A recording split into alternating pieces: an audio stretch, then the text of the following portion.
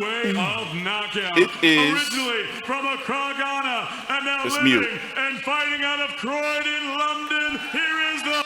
It is 8:03 a.m. Eastern Standard Time, June the 2nd, 2019. I was there last night. I actually left at the end of this fight. I'm explaining the whole video later on.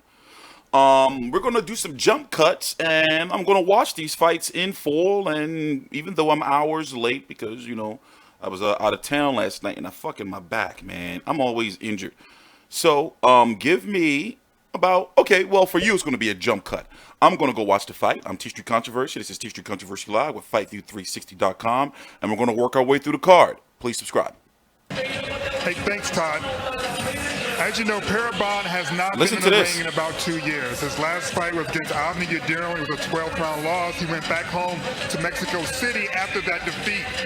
And then he disappeared for 2 years. When I asked where he was, he basically told me that his name Marco was in an episode of Narcos. And this is what I mean. He was being extorted by the Mexican cartel. They wanted money from him before he was allowed to go back and continue his boxing career. So for 2 years, he had to figure out how to pay the mafia before he was allowed to go back into the ring. His family was threatened. He said it was a very scary situation. He eventually obviously paid off that debt to the cartel. But here's the kicker of the story. Not once did he consider leaving Mexico City over that 2-year period. That tells you a little bit about the man. Nah, because they was going to motherfucking kill his ass. Let me get back to watching the fight. So another jump cut, and then we're going to do the post-fight.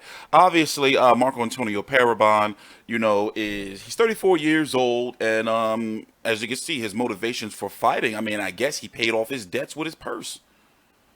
So his last fight was against Avni Yildirim. Remember, he fought Anthony Durrell in his last fight, and he's now the WBC mandatory after Anthony Durrell versus David Benavidez. So let me get back to the fight. I'll be back. Well, jump to the cut. ring tonight. Back to you, Todd.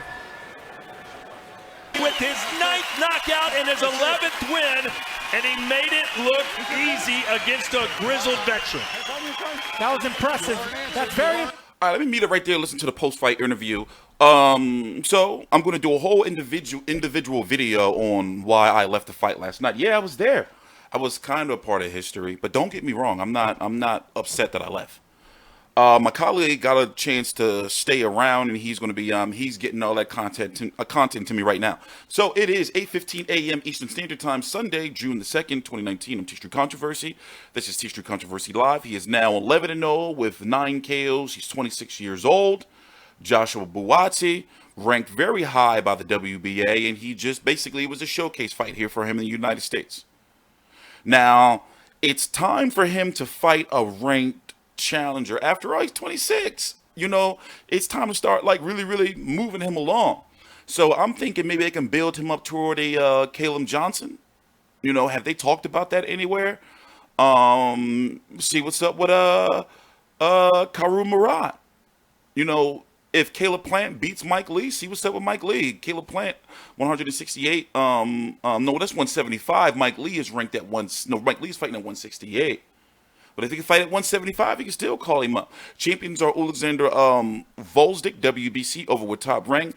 Dmitry Bivol, Artur Beterbiev, over with Top Rank, IBF. Sergey Kovalev, WBO, over there with Top Rank as well. He's supposed to be taking on Anthony Yarde soon, but apparently financing fell through, and I'm wondering if financing fell through because of Kovalev's case, which is some serious shit, and I got to do a whole video on. I've been dreading doing a Kovalev video.